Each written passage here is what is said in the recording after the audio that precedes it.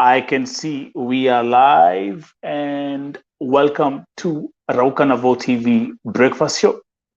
I'm your host, Nelson Mike Midao Murioki. Remember, today's broadcast is live streaming on Vo TV YouTube channel, on the Nelson Mike Podcast YouTube channel, and also on Twitter at Vo Television. Karibuni, karibuni, karibuni, wherever you are.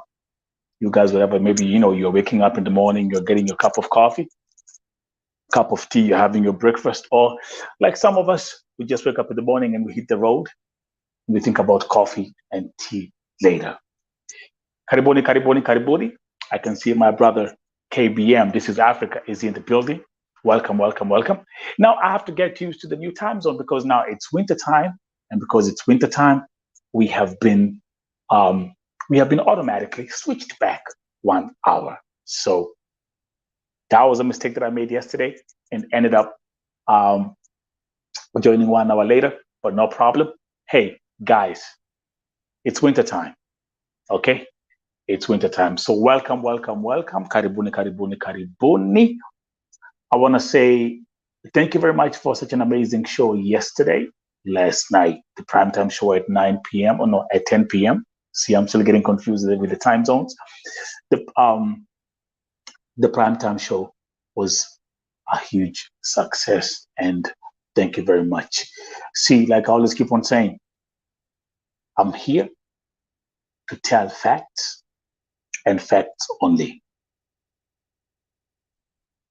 That is something that we achieved last night with the story of our sister Edna Kemunto. Karibuni, karibuni. If you're getting here, let me know where you're watching from. Just say hi.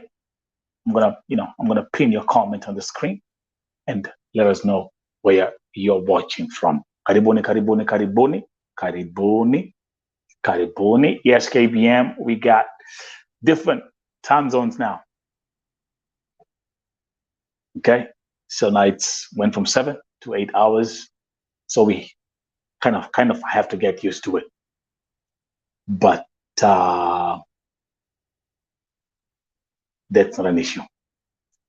So, Leo, I have something else. I was actually leaning towards having the Rauka Navo TV breakfast shows. I'm leaning towards education. Education. I love teaching. And I want these breakfast shows to be sessions whereby it will be about education, mainly education. Of course, I'm still hammered with cases, new cases. But I would like these morning sessions to be about education, just learning. And then the primetime shows at night, then I can be featuring the major cases that I have. So today, asubuhi ya leo, ningetaka sana sana tuongee kuhusu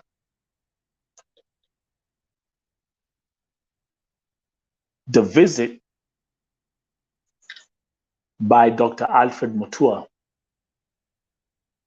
his recent visit in Saudi Arabia. Kuna vitu ningetaka tugusie.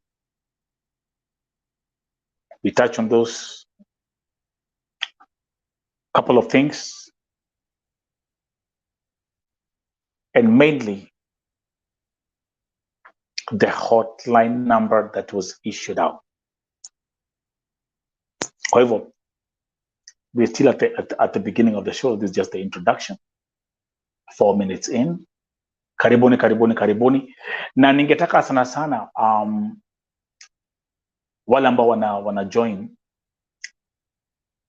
especially if you're in Saudi Arabia, let me know. Let me know.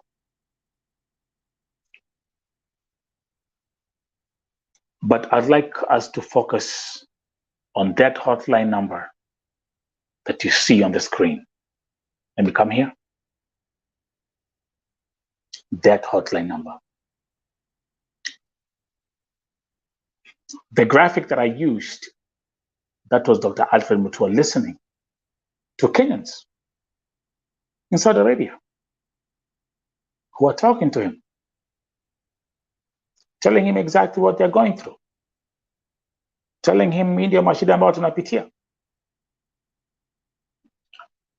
And luckily, Vincent Okori, welcome.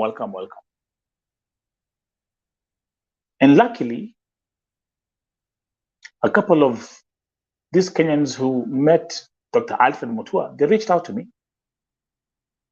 and they gave me a summary of what the meeting was all about and those things that they were able to discuss. Dr. Alfred Mutua gave us a press statement after his 2 days visit in Saudi Arabia. But I was also happy that some few sisters reached out to Vote TV na wakaniambia what they told him personally. We're going to look into that. Most importantly, let me give you a quick summary of what someone told me. Wacha nianzie hapa na munisikize kwa makini. Tuanzie na story ya amnesty. So I was told he told us that Dr. Alfred Mutua had a discussion with the Saudi government about raising an amnesty. So wenye wanataka kuhome waende, na wale wanataka kuchange their sponsorship pia wabadilishe. Hiyo ilikuwa ni statement ya Makemboi.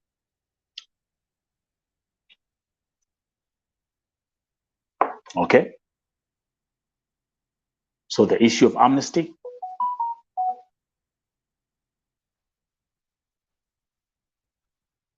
that's what he told them personally. And remember, this is a summary. This is actually a transcript that I'm reading, which I received from Kenyans who attended this meeting with Dr. Alfred Mutua.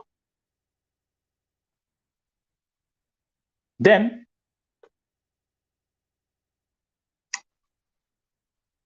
something else that they did, now wasichana wa Kenya ambao waliambia Mutua, now this is what they also told him.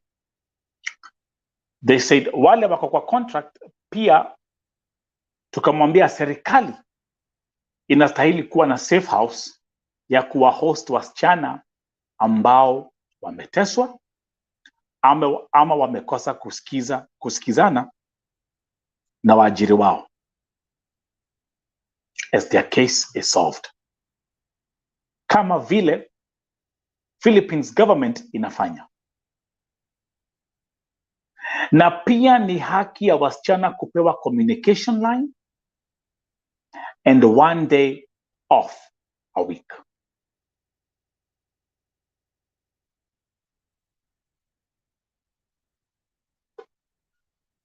Are we clear on that? That's pretty straightforward. Kwa hivyo hawa wasichana, they mentioned those things to Dr. Alfred Mutua. And now let's get to the creme de la creme. Vincent Okori, you are here. We have a case. Vincent Okori has sent me a case.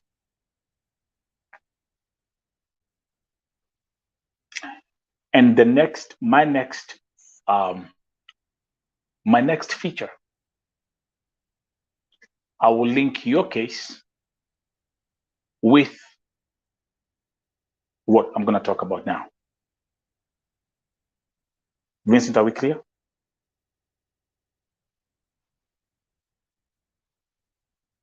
Pia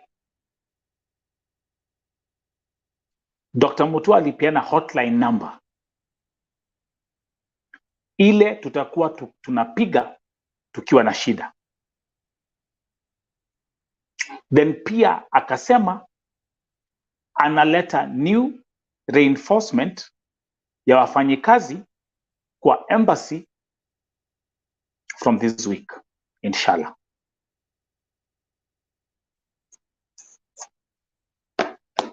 So this here is the hotline number that was issued out by Dr. Alfred Mutua. Plus 966 500 755 060. This is the government. This is the Ministry of Foreign Affairs. Wakisema ya kwamba hii number, hii hotline number, kama unapitia changamoto, piga hiyo number.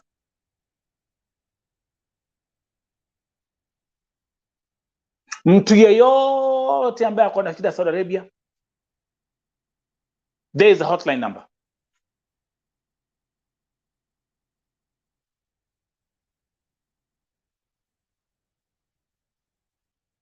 Officially announced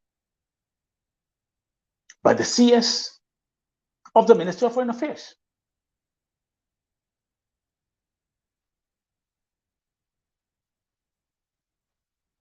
And then I thought, okay, well, now that we have an emergency number, I thought, okay, my inbox is gonna be, it's gonna be peaceful out here. I was wrong. I was wrong. And as I'm talking to you right now, the last 48 hours, I've really been having internal conflicts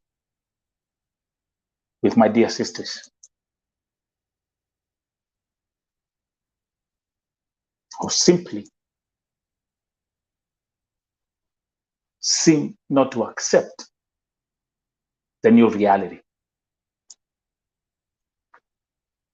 Give an example. Mtu anani inbox ananiambia mashida zake, namwambia okay, sorry my sister, lakini Dr. Alfred Mutua amepatiana a new hotline number, please call that number na uone vile utapata usaidizi. And believe you not,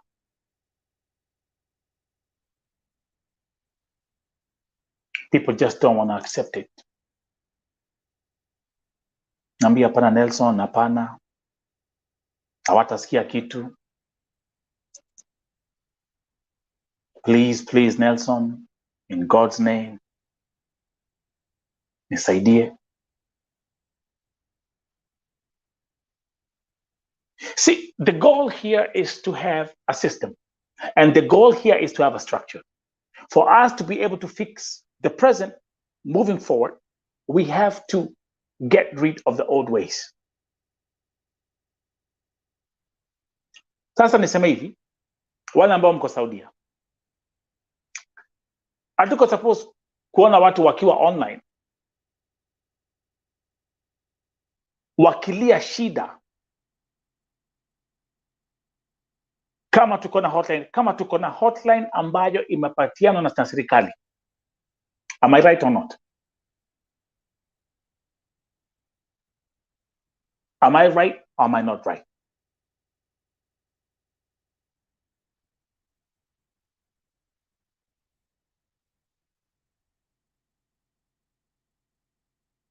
This is a hotline number for help.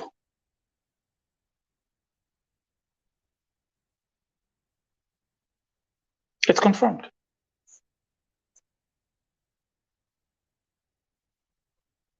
It's confirmed. So actually what we should be doing right now, we should now all be joining hands and making sure that each and every kadama in Saudi Arabia has their number. Make sure that each and every family in Kenya ambao wako na watu ambao wanafanya kazi Saudia wako na hiyo namba. Am I right? We want to change things. If we want to change things now, we have to do things the new way, not the old way. Because if we get stuck, we can move forward. Simple common sense. Am I clear? Kwa hivyo hii namba ambayo imepatiana hapa, and I'm running a 7 days experiment. Mtu yeyote ambaye ataniandikia anapitia shida, kafiri anafanya, ninafanyiwa, sipatiwi, nimenyimwa, nitakuwa napatia kila mtu hii hotline.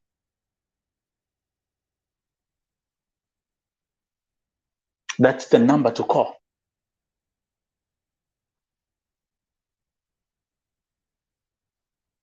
And then also hoping that we'll get the safe houses established as soon as possible.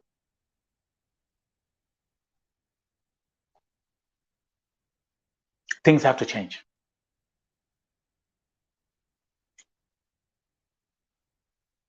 Your number, this number, make sure that everyone has that number.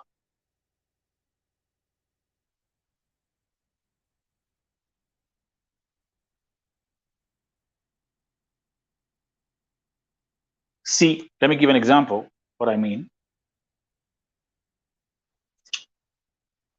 I'm going to give you an example.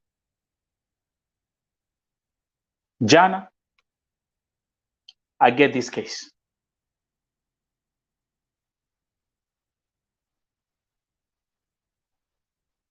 Miriwangari, that's your comment. The government must go there with their plane and fetch those who are held up in the offices and detention centers. They did that in South Africa when there were xenophobic attacks during Kibaki time.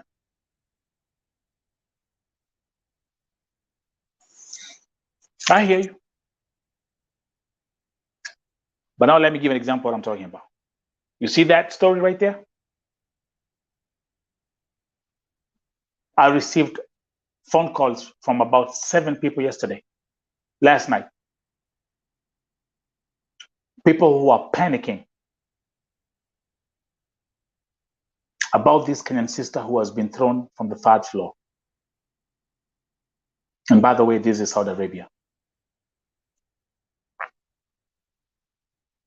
Both legs broken, fractured, as you can see. That picture was taken by her doctor.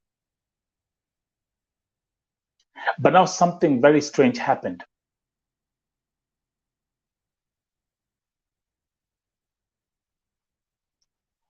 The report that I was receiving was that she was alichukuliwa kwa hospitali. Someone picked her from the hospital. An unidentified person picked her from the hospital, and she has been missing.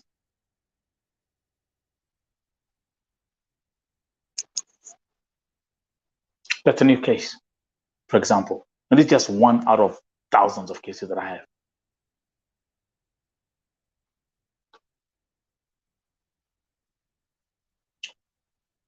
And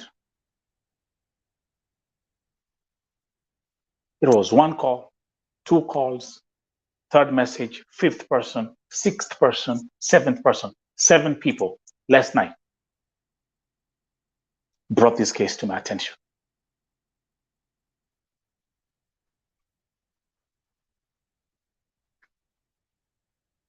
Actually, I think one of the ladies who reached out, ni rafiki yake, huyu ni Jen Modoni, by the way, she's called Jen Modoni, was literally crying on the phone. And I told her, said, hey,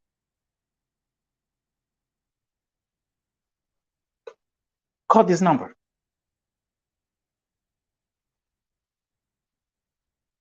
Tuko na hotline number. Call that number tafadhali. See what can be done. Na acha niwaambie, it was a very tough discussion. Telling them hey, call that hotline number. No one wanted to listen.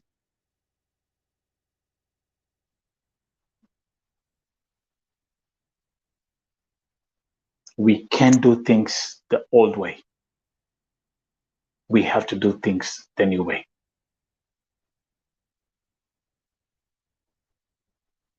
Change is a process, takes time.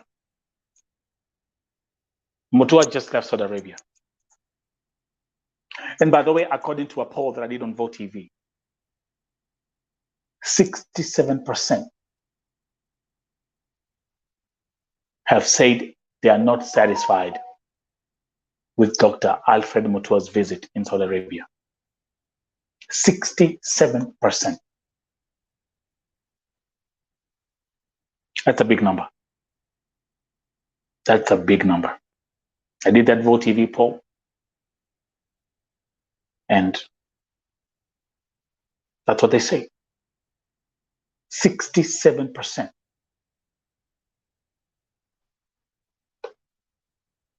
Right here.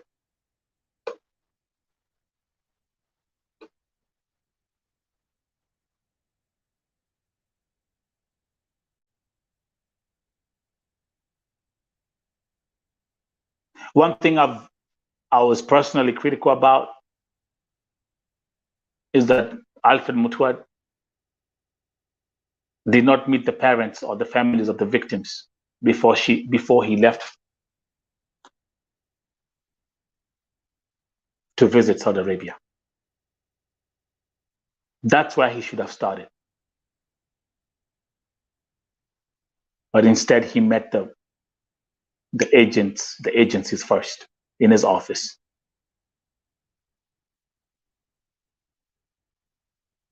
See where I'm coming from? So Vincent Okori, let's do this. Let's do a practical example with Vincent Okori. Vincent Okori has forwarded me a very nasty case. Let me open up the file.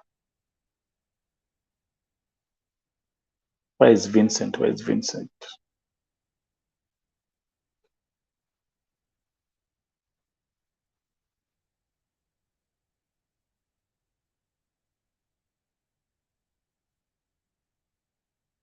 Okay.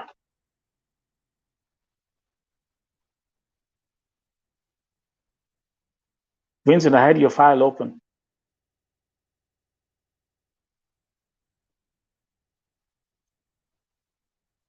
Give me a second. Oh yeah, here we go. Vincent Okori. We have a story of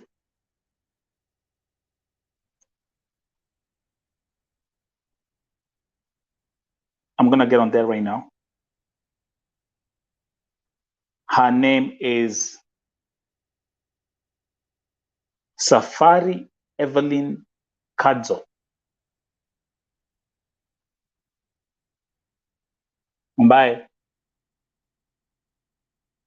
Vincent amesema huyu msichana anatoka Malindi, Kenya, yuko Saudia, ni mgonjwa. Tumejaribu aregeshwe nyumbani, tumepiga kelele kweli. Sasa jana alipelekwa ofisi, akapigwa, akanyang'anywa simu. And from yesterday 5:51 p.m. hatumpati.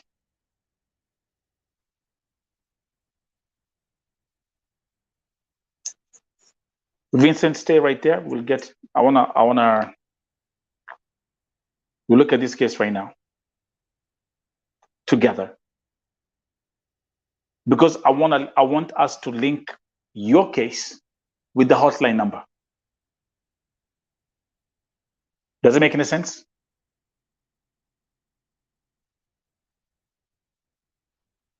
Does it make any sense, Vincent?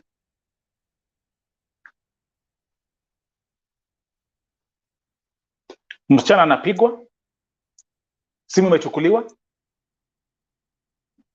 It should not be happening.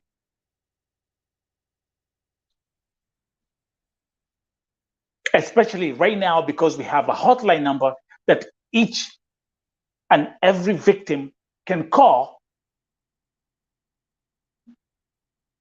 to get help.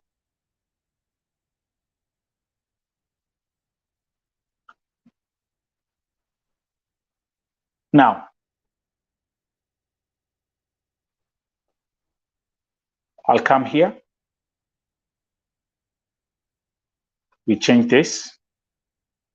And now, you see, like now there's a phone call. Actually, let's do, someone is calling me right now. I know this is a victim. Give me a second. Hello? Hello. Yeah. Habari yako? Mzuri sana. Mimi naitwa Kate, niko Iraq. Uko Iraq? Niko na beste yangu. Kwa hii nyumba yenye niko alikuwa anafanya another familia. So huyo msichana sijui ni nini ilimshika, akaiba $25. Akaiba? Na na passport, akapata pia passport. So kwa makimbui wenye alienda kwao akaambiwa, wewe kwanza usitravel cause unaweza shikwa. Huyu msichana akusikia, akaenda airport. Kumbe walikuwa wamepeleka picha zake everywhere. So ikiwa last week akapatikana airport. So watu airport wakapigia bosi yake simu, akashikwa, akarudishwa kwa boss. After kurudishwa kwa boss sahii amemfungia kwa room, amefungiwa hii kitu ya baridi, hapewi chakula, hapewi maji, haogi, amekaa tu. Sasa mimi nilikuwa nashindwa tunaweza msaidia aje msichana. Mimi nikamwambia, cause juzi tulienda huko na huyu shosho, nikapewa time ya kuongea naye, nikamwambia wewe fanya hivi, waambie hata kama 10 years utafanya kazi urudishe pesa zao. Cause msichana ni mjinga, alikuwa ametuma mpaka pesa ushago. Mama yake kupigiwa simu akasema pesa ametumia, anaweza saidika aje? So sasa mimi sijui. Sawa, my sister, umenipigia simu na mimi nikusaidia aje? Unajua hata nyinyi mnakuanga na vituko saa zingine. Hata nyinyi mnakuanga na vituko. Actually, this is happening. Niko live. I'm running my show right now. Pole basi. Hakuna wasiwasi. Nipo akaa tu hapo. Msichana ako Iraq. Unasema ameiba pesa. Ameiba $25, my sister. $25. Yes. Only $25. $25. Za nini? Kwenye alikuwa analipwa $1 mwezi moja. Maybe alikuwa mimi sijui saladi yake ilikuwa pesa ngapi. Mimi sikija umesema aliiba $25, kutoka hapo akaenda kwa Kimboys, kutoka hapo akaenda airport. Alikuwa anaenda airport alipe ticket ya $25 and arudi Kenya. Ama alikuwa anafanya nini kwa airport? Alikuwa anataka kurudi home. Na $25. Unasikia $25 alikuwa ametuma. Okay. You know what? This is a story that I will not even waste my time on. This is a story that is not even worth me paying attention to it. Sorry. Na even kuna vitu ziko worth me kusikiza, but this one right here, this is pure nonsense. Thank you very much.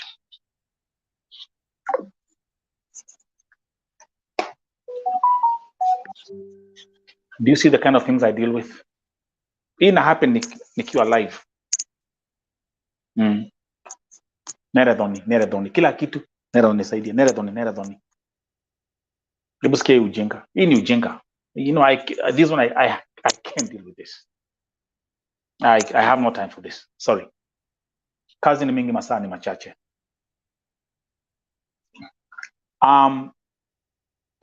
Wacha tuingia kwa hii kesi ya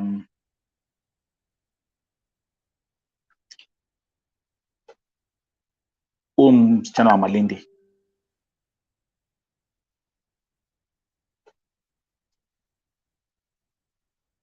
Ukisoma hapa, huyu msichana anatoka Malindi, Kenya, yuko Saudia, ni mgonjwa, tumejaribu aregeshwe nyumbani. Tumepiga kelele kweli, sasa jana alipelekwa ofisi akapigwa, akanyang'anywa simu. From yesterday 5:51 p.m. hatumpati. Now tukuja hapa, niko na copy ya contract, ndio hiyo.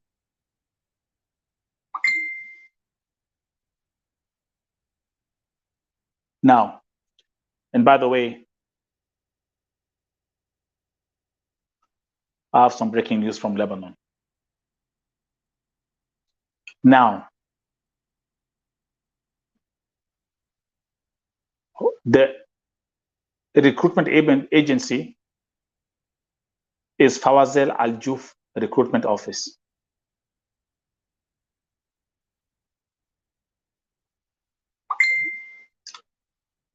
I got some breaking news from Lebanon.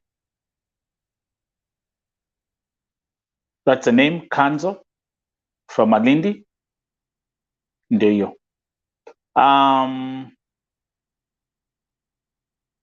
This is how she left when she went to Kenya. When she went to Saudi Arabia.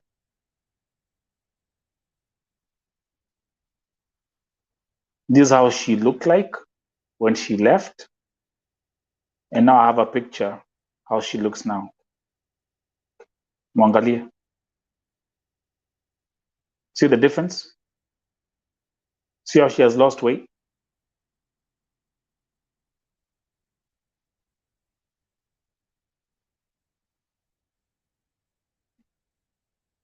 Same person. Kind of reminds me of when I was looking at Damario Sita's comparison. Angalia. Before, after.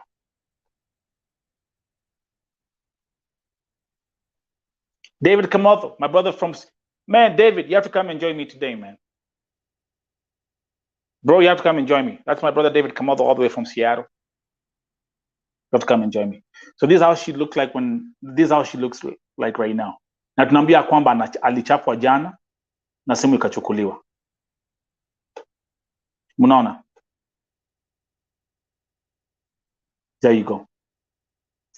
Now let me see what, and that's the Indio Kadi office. That's the office in Saudi Arabia. That's the contact information.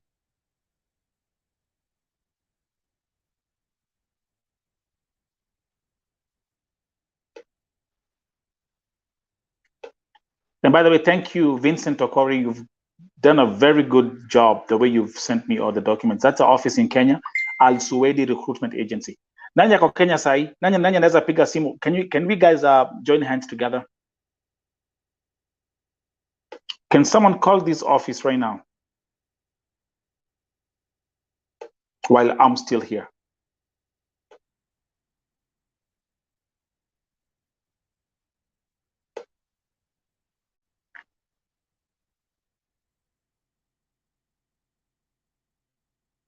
Give me a second. Wacha tuangalie. Ofisi inaitwa Al Suwaidi Recruitment Agency. Okay, that's the list. Vincent, iko wapi phone number ya hii Al Suwaidi? Because I would like us to start with the Kenyan office. Ndio hii ofisi ya Saudia. Quick question, wangapi wako hapa ambao wanafanya kazi Saudia? How many are watching the breakfast show ambao wako Saudia? How many?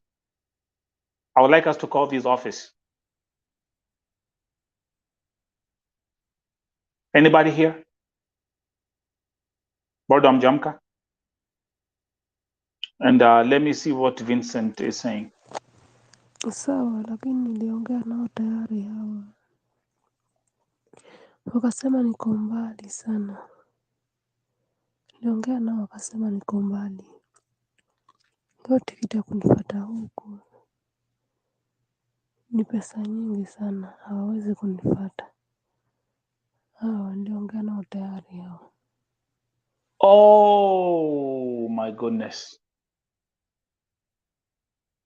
So alipiga hii hotline number ambayo imepatiana na Dr. Alfred Mutua. Alipiga na hivi ndivyo alimwambia. Hebu sikizeni hapa. Hebu listen to this. Sawa, lakini niliongea nao tayari hawa. Wakasema niko mbali sana. Ako mbali sana. Hebu sikizeni. Wakasema niko mbali. Kwa tikiti ya kunifuata huku ni pesa nyingi sana, hawawezi kunifuata. Hawezi kunifuata. Niliongea nao tayari hawa.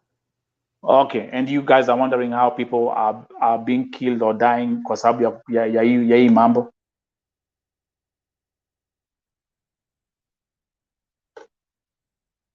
That's our sister.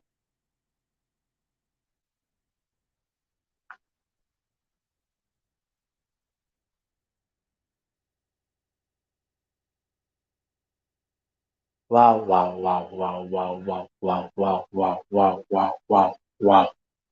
Kwa hivyo atakupiga hiyo namba unaambiwa kwamba aliambiwa ako mbali sana.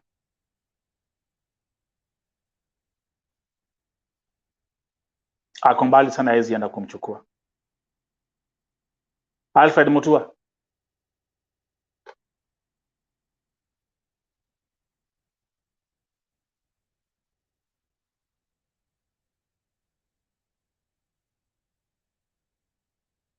Na nikiambia watu hapa zile bado naendelea kupata messages wasichana wakilia kwamba wanapitia changamoto. Na nikiwapatia hii namba, that's exactly the same thing they are saying.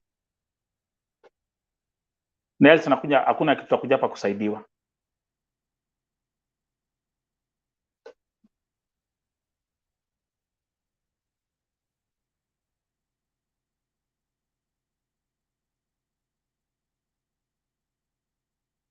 This is crazy. Kuna mtu ambaye ana watch breakfast show ya leo ambaye ako kwa shida na amepiga hii namba simu. Na kama kuna mtu amepiga simu, what have you been told?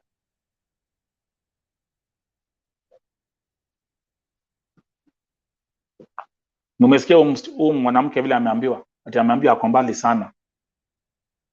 That's what she has been told. You are too far away.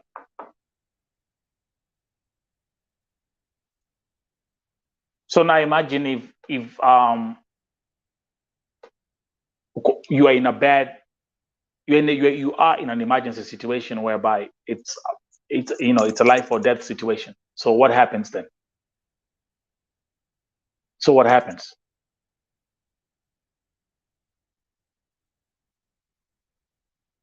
Exactly, Felista. How far is it mtu akiwa na shida?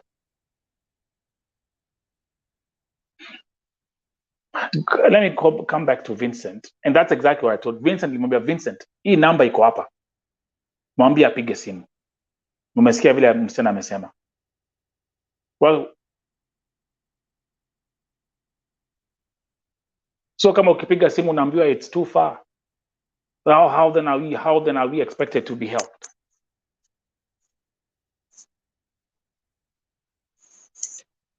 And by the way, just give me a second because I got some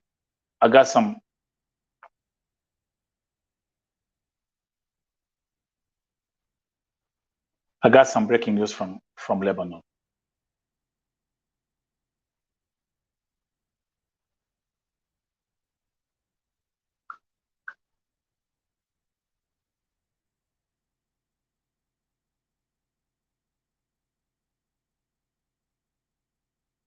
I got some breaking news from Lebanon.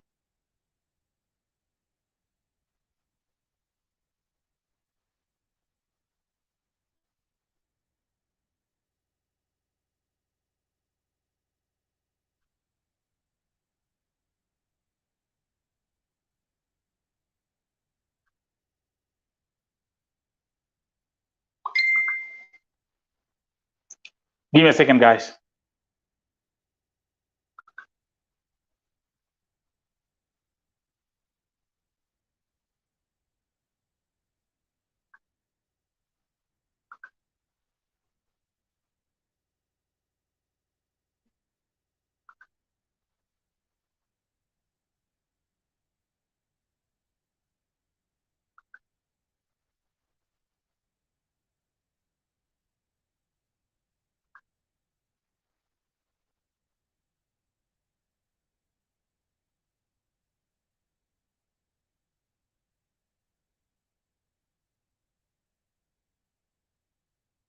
Nataka, there's something that I'm working on right now in Lebanon. Give me a second.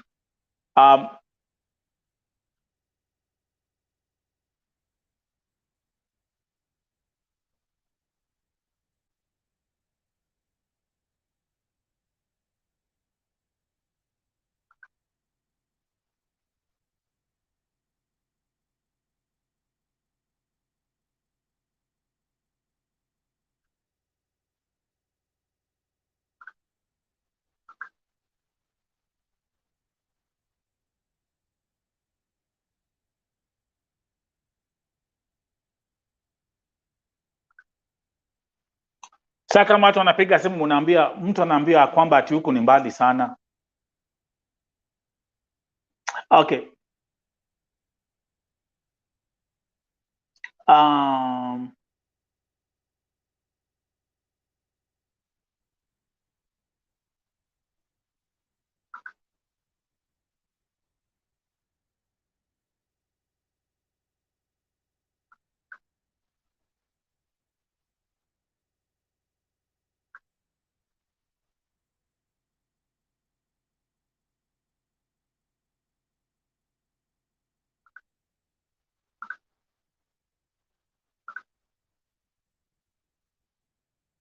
Wale ambao naona watu wameanza kuingia hapa. Nani, kuna mtu amepiga hii hotline kuconfirm akiwa na shida?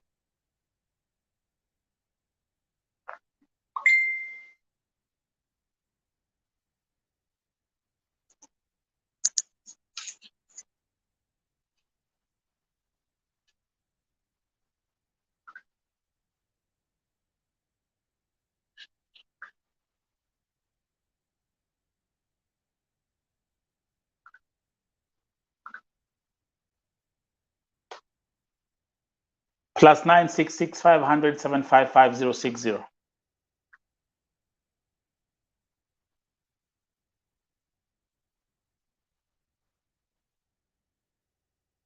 Nyinyi ambao mko Saudia, kuna mtu amepiga hii namba?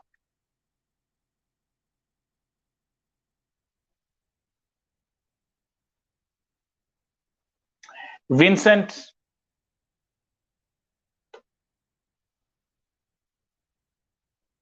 let's come back here. Nataka msikie vile Vincent vile tumeambiwa na huyu msichana.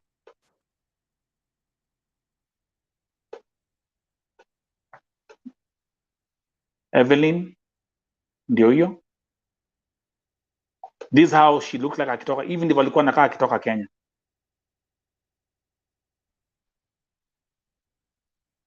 That's how she looks now.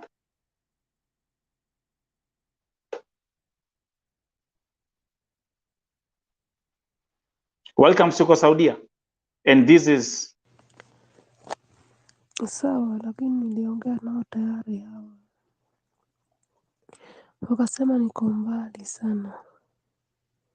Niliongea nao wakasema niko mbali, hiyo tikiti ya kunifuata huku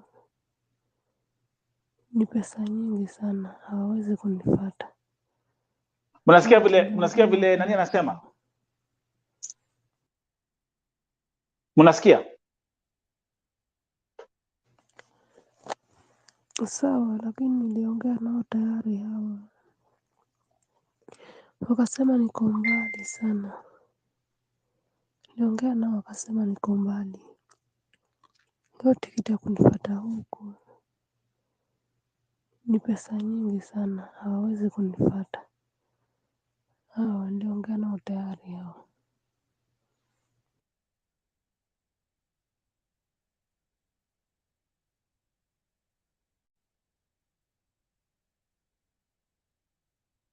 Wacha nichezee kitu tena.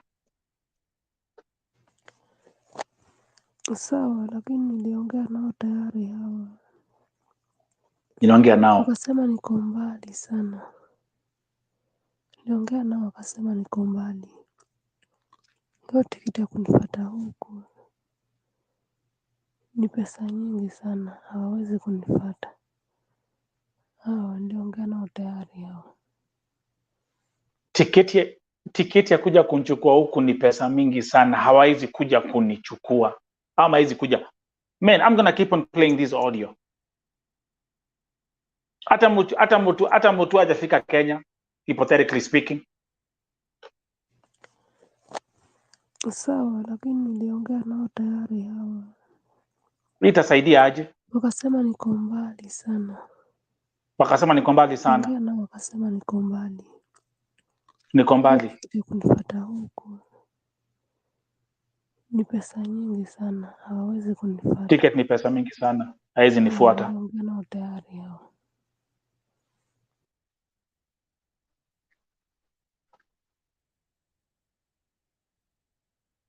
Tutafanya hivi sahi. Hebu angalia, look here na. Angalia sahi. This is happening in real time. Hii ni kesi inaingia hapa. Hebu angalia hii kesi hapa. Hii ni kesi nyingine. Wacha nichukue hii kesi hapa. Hello, good morning. Ilikuwa ni jana, by the way. Hope you're doing great. My name is Triza Kogi. Please, I need your help. My sister is in Saudi Arabia and she really needs our help. Please assist me. So tuko na hotline.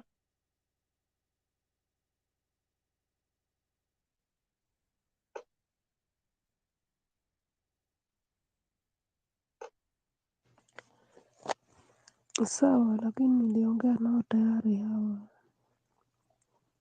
Wakasema niko mbali sana. Niliongea nao wakasema niko mbali. Leo tikiti ya kunifuata huku ni pesa nyingi sana, hawawezi kunifuata. Hawa niliongea. Okay, let's do this. Let's do this tafadhali. Again, ni wangapi wana watch hii breakfast show ya leo ambao wako Saudia sahi? This is the name of the, hiyo ndio hii ndi jina ya ofisi.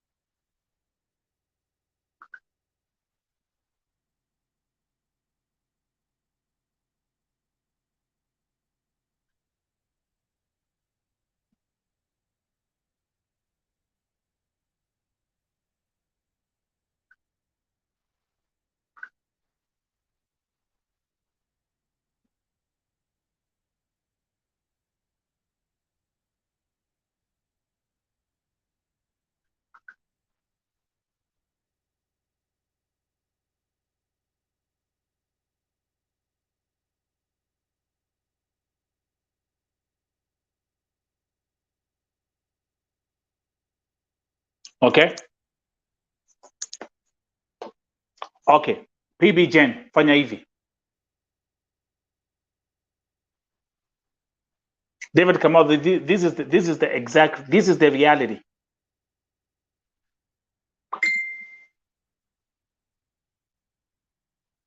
%67%.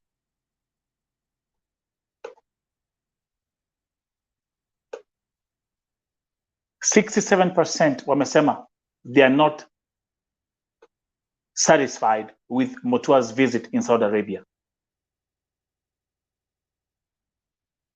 67%. This is a perfect example.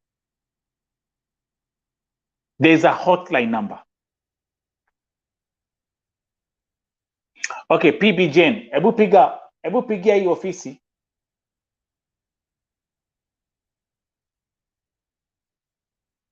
Pigia hii ofisi, tafadhali.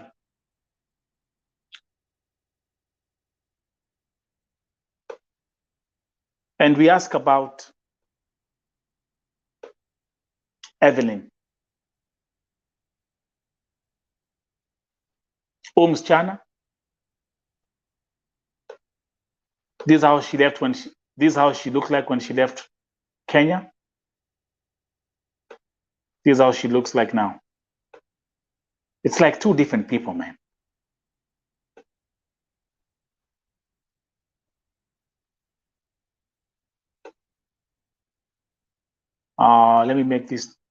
Let me change this thing here.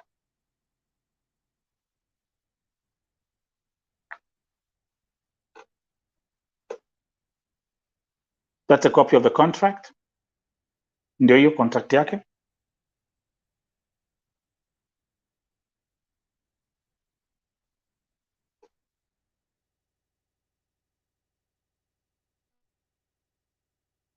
Hii ni ofisi yake ya Kenya, Alfred Recruitment Agency.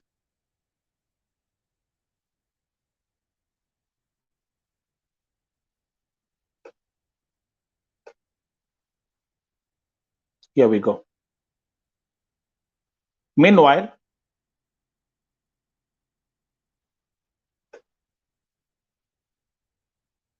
niambie huu inbox.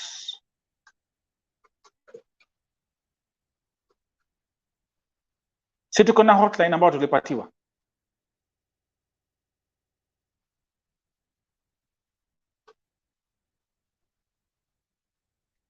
Lakini this is what we are being told.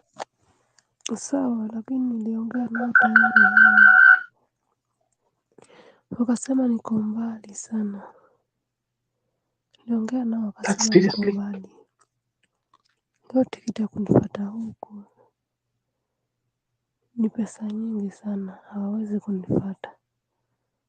Hao niliongea nao tayari hao.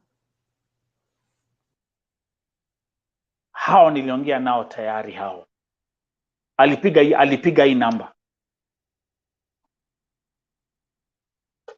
Alipiga hii namba. Na niliwaambia.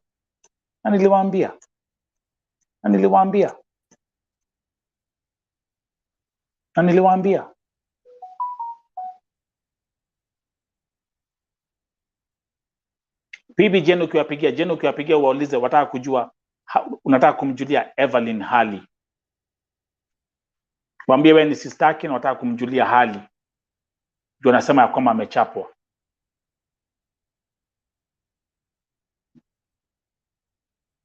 Si tuko na namba?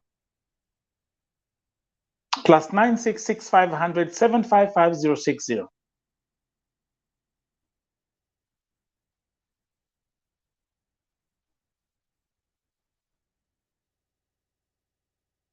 Ndio namba hapo.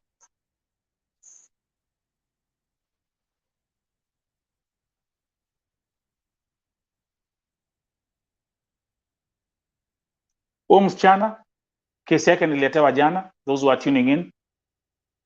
Jane Muthoni, thrown from the 3rd floor. Na kafiri wake. Another case. Una anaambiwa ati alidisappear from the kwa hospitali.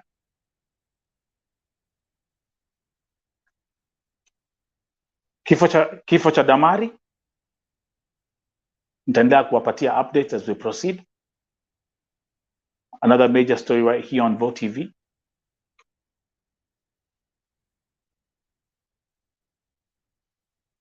Last night,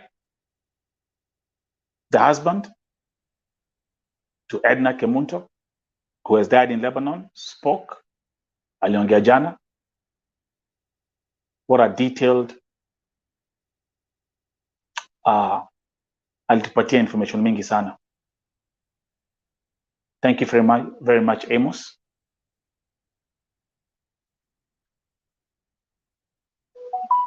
Lineta Kinyi, nimeongea na mamake jana. Thank you very much. People, we are tunaendelea kumsaidia. And Lynette is alive. Ameongea na mamake, alimpigia mara moja. Still following on that. So this major cases and major stories right here on Vote TV. Dorothy Moli, lost in India. That was a major story. Still asking everyone, anyone who has seen her. Left Kenya on July 26th, 2019. Has never been seen again. Huyu ni msichana wake, that's a daughter. Vivian, that's a son. That's her sister here in the US who came on the interview. Check on that segment, Lost in India, here on Vote TV. So, some major highlights of these stories. This is a new one. Jane Mothoni, thrown from the third floor. And by the way, this happened in Saudi Arabia.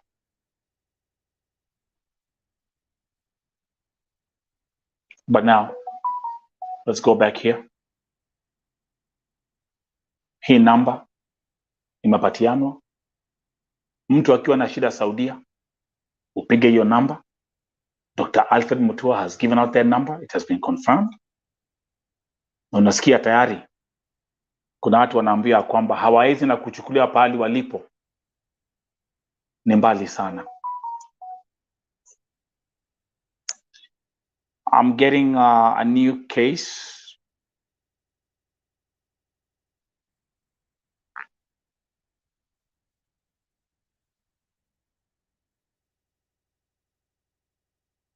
Angalieni hapa. This is happening in real time. Let's look at this case hapa. Inaambiwa the sister to Teresa Kogi. Naambiwa first, she doesn't have a Saudi number because she's not allowed to use her home. Her what? To use her phone. I think that's what she meant. No Wi-Fi. So not unless I send her credit from home, she cannot come online.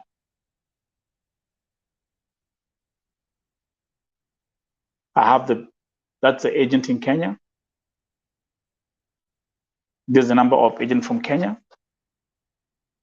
This is her boss number. Angalia hapa. As we are speaking, she has been locked in a store. No IC, no food. She means no AC. No AC, no food, no water. The day before yesterday, I texted her boss. She unlocked the door for her, but she's still in that store.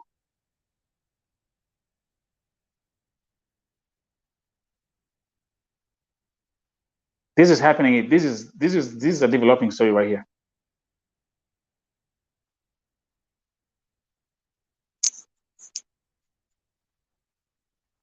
So what I'm gonna do is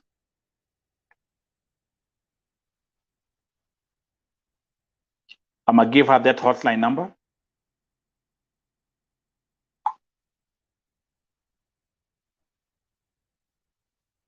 Na nitamwambia, please call that hotline number and report. Let me know what they tell you, or the best. si ndio? Si tulipatia hotline number ya kufanya kazi. So the case scenario vile tumeambiwa, msichana amefungiwa kwa room, no AC, no food na hakuna maji.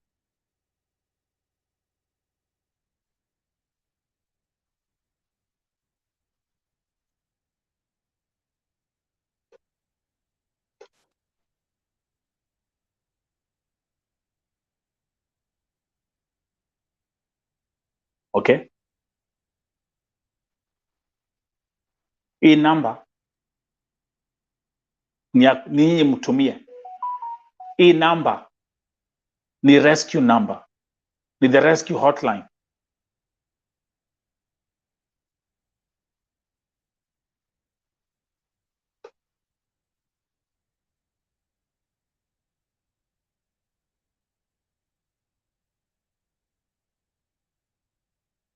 Hii kesi inaendelea hapa. Yesterday I talked to her boss at night because almost 2 months without salary, and they said they will use it to pay the ticket. Again,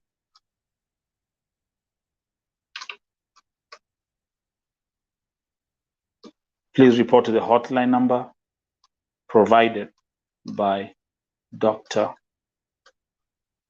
Alfred Mutua.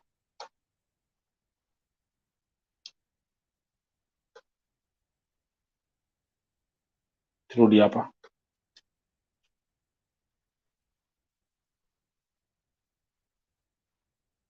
Thank you very much. Welcome to Vo TV Primetime Show. This is the Rauka na Vo TV Breakfast Show. Nitasema haya tena ya kwamba wale watu wote ambao wanani inbox kwa WhatsApp, on my WhatsApp numbers, Facebook, email, for the next 2 weeks, kazi yangu itakuwa ni kumake sure ya kwamba hii number, mtu akini inbox mwambia report kwa hiyo number. Na once umereport hiyo number, which means kama ni victim, hii number familia yako pia make sure your familia zenyu zimepata hii number pia.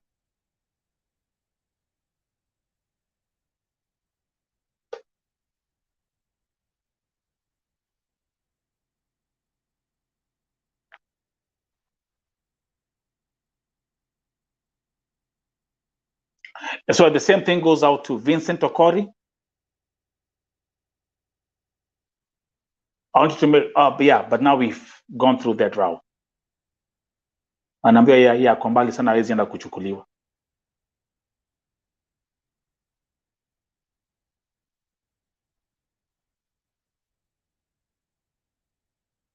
So it looks like we might have this problem for some time.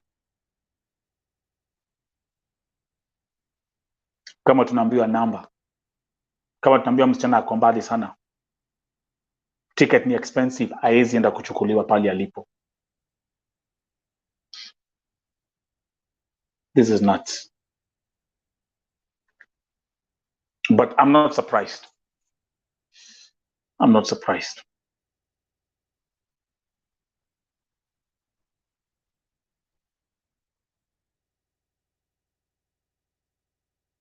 Me, we have to follow the system, sindio?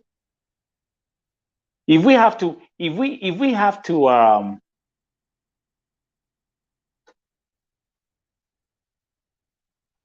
get some changes, we have to follow the system.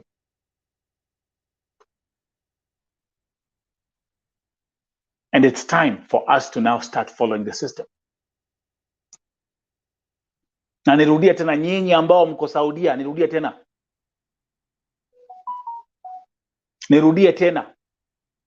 Before mtu aseme anafanya, anachapwa, anasijui nini, make sure. We cannot keep on doing things the same old way. Mutua amekuja Saudia, amekaa siku mbili. Okay, are we happy with some stuff? No. Do we have a hotline? Hii namba imepatiana, it's public. He spoke about it. Thank you, daughter of the soil. Thank you.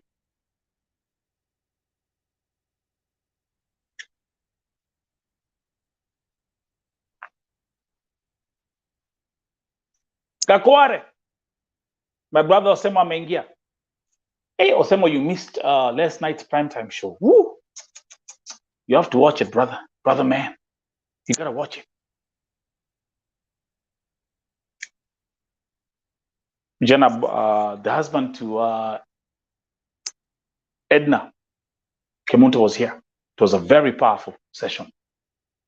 Came here. The Uncle Dominic came here. It was powerful, man. Oh, will you watch? Yeah. Thank you. Nafatiti 254. Sema, yeah, this is not a good hotline that's not been picked. Mimi nashangaa watu wako, mtu anapiga naambiwa pale ulipo ni mbaya. That's too far, tuwezi kuja, the ticket is too expensive. God damn it.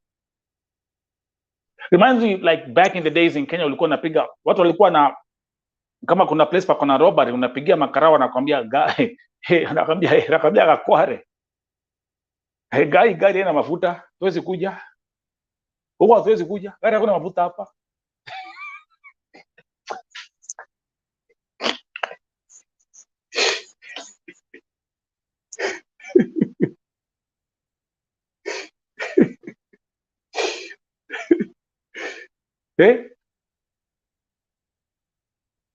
Na unapiga makarao simu nakwambia hapana, kijai wewe mzee.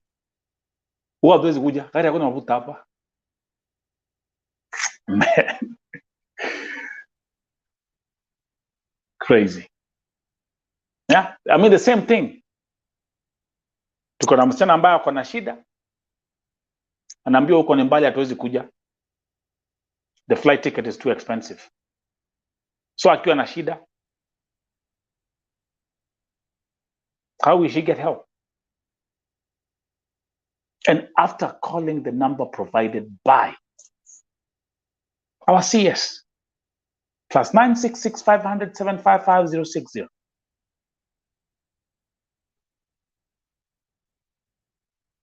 A Vote TV poll shows that 67% of the people, of the votes that were casted, they say they're not happy with this visit.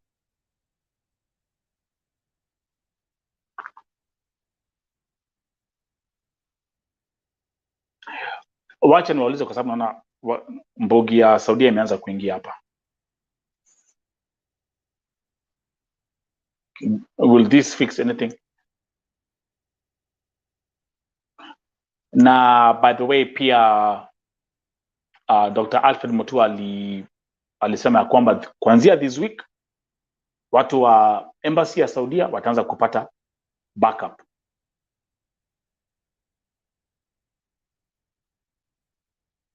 You see, I want to wake up in the morning and let's have some other things to take care of. Let me come here and let's educate. Let me teach. Let me run workshops on Vote TV. Let me come here and do that. That's what I want. Even if unataka, I can come here, educate, teach, have workshops. Ndio history ya Saudia kwanza now itulie kidogo. We can't be having this song each and every day. You have given too much power to peanuts. Too much power to peanuts. Okay, kama Saudia mngekuwa mnalipa Kadamas $500,000 shillings a month, that will be something different.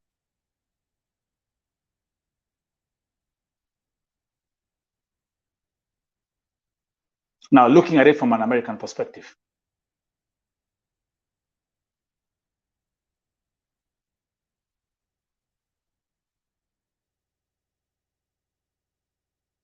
No, 20,000, that's stupid.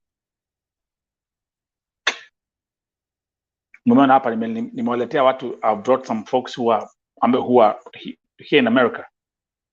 I've brought you Americans on this platform. You hear what they tell you.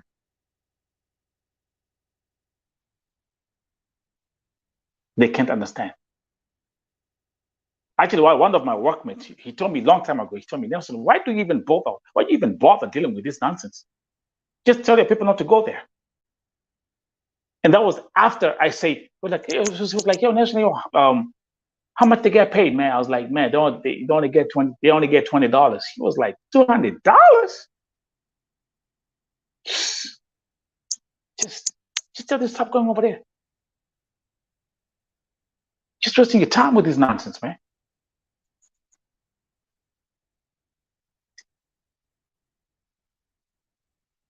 So nataka hivi na hii ndio itakuwa my Momanyi, welcome.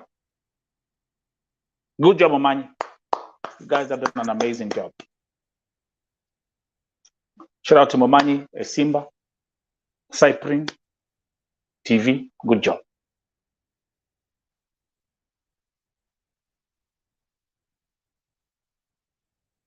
So kama serikali imepatiana hotline ambayo nyinyi mko supposed kupiga mkiwa na shida, hiyo hotline mtumie.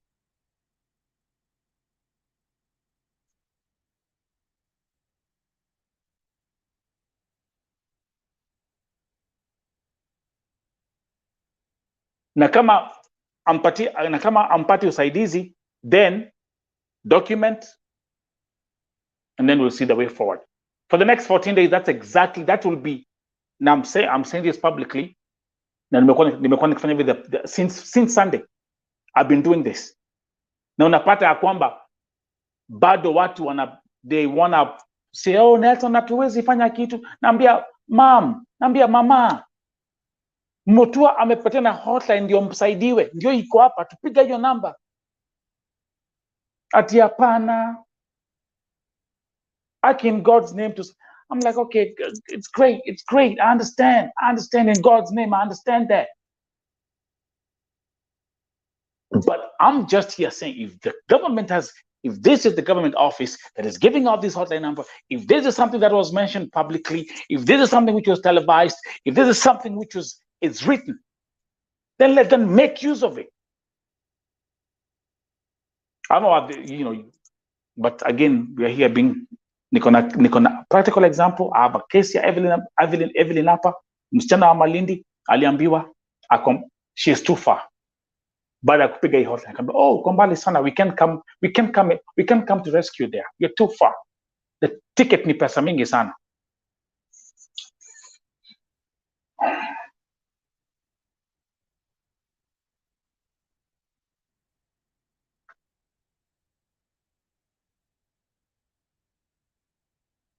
Ticket ni pesa mingi sana.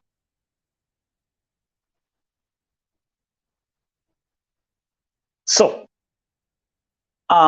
let's do a Q&A.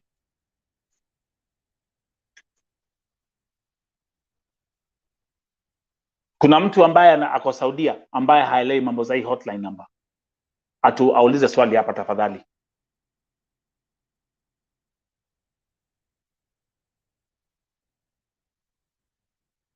+966 500 755 060. Nyie ambao mko Kenya, kama mko na wasichana wenyu Saudia, ala nosemo bibi yako kwa Saudia, hata kama alikuruka bila kukuambia ikakware. Wewe uliamka ukapata kitanda ikiwa empty on one, muliingia kwa bed pamoja, ukaamka ukapata kitanda ikiwa empty the other side. My friend. Uniungwana. And by the way, I'm just saying that jokingly, but I know it's a tough thing. Also, andika your number down. Write that number. Momanyi, my brother Momanyi, especially in your county, my friend, huko ndiko mambo imeshika moto.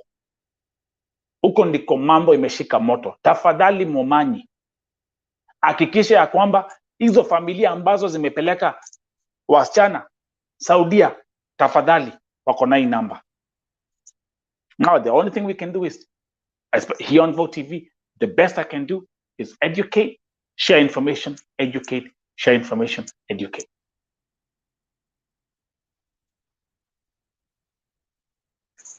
Tuhamwe.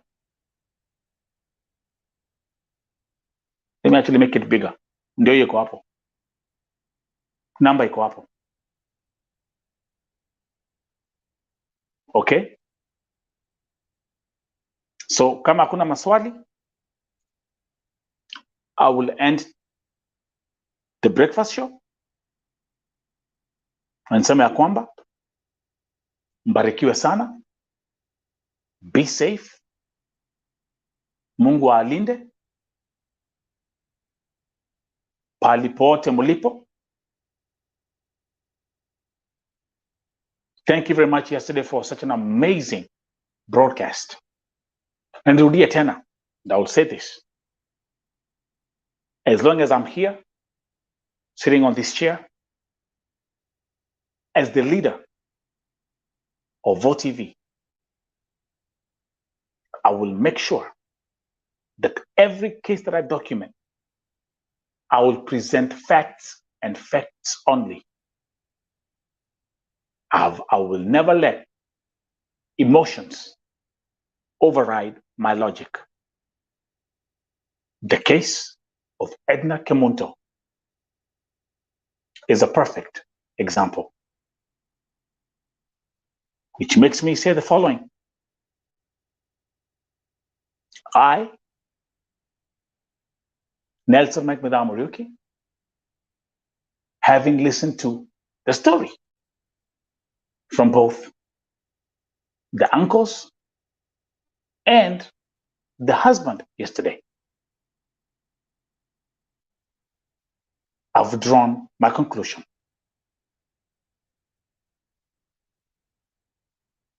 Edna Kemunto had a good employer.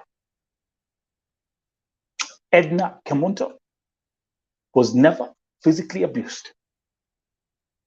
Matter of fact, Edna Kemunto was receiving extra money from her employer. Edna Kemunto never complained one single day to her husband that she's being oppressed or abused or not getting paid. Edna Kemunto used to communicate with her husband and 2-year-old son each and every day. And even at times when she forgot, her employer reminded her, you have to call your family. I will never let emotions override my logic. I'm smart, I'm intelligent, but I'm more than that. I'm blessed with wisdom. Yesterday, after the broadcast, I put Dominic, who is the uncle, and Amos, who is the husband, in a conference call. And I requested both families to reconcile their past differences. Look, I'm not here to fix a problem that's been there for 20 years. I knew something was not right with the family. Edna told this to her employer, and she told this to the hospital staff that were looking after her. She is gone. She is not here. Kwa hizi familia, mshikane. James Getty, watching from Riyadh. Familia Edna, familia Amos, mkae chini and focus on how peace will prevail for the sake of the 2-year-old son who has been left behind. I've come to know some background information, which I will not speak about here. And again, I'm a man of wisdom. I will leave that to the families. My responsibility is to document and report facts at Vote TV. Thank you very much. Thank you. It's sad. It's a sad story. But again, let this be a lesson to others.